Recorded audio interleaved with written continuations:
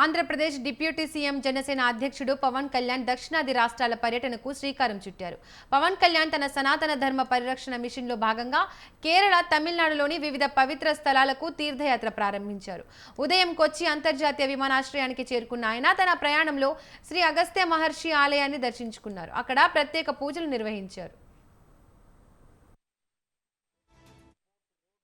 ఈ క్షేత్ర సందర్శనలో పవన్ కళ్యాణ్ తో పాటు ఆయన కుమారుడు అఖీరా, ప్రముఖ cine art director Anand Sai పాల్గొన్నారు.